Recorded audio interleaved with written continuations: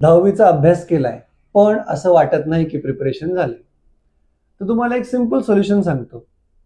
काय करायचं बघा, एक सब्जेक्ट घ्या, डे 1ला काय करा, त्याचा एक क्वेश्चन पेपर घ्या, तो सॉल्व्ह करा. ज्या ज्या पॉईंट्स येत नाही, जे जे क्वेश्चन येत नाही, ते परत वाचा, परत स्टडी करा, लर्न करा आणि ते परत सॉल्व्ह करा. मग सेकंड डेला काय करायचं, त्या सब्जेक्टचे 2 क्वेश्चन पेपर घ्यायचे, थर्ड डेला 3, फोर्थ डेला 4, असं करत करत 7व्या दिवशी 7 क्वेश्चन पेपर्स. या सगळ्या प्रोसेसमध्ये अजून एक गोष्ट करायची, ऑप्शन्स जे असतील ते सगळे सॉल्व्ह करायचे. Yes, question paper with option solve करायचा.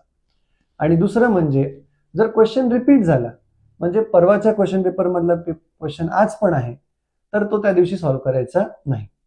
या सगळ्यामध्ये काय होतं ना, तुम्ही प्रत्येक सब्जेक्टचे 28 क्वेश्चन पेपर सॉल्व्ह करतात आणि पॉसिबल असलेले मोस्ट ऑफ द क्वेश्चन्स तुम्ही सॉल्व्ह करतात. मग अजून काय होतं, तर एक्झाममध्ये सरप्राईज देणारे क्वेश्चन्स खूप कमी होतात. आणि येस, याच टेक्निकनी तुम्ही प्रिपेअर करून तुमचा स्कोर हा डेफिनेटली वाढवू शकता. All the best.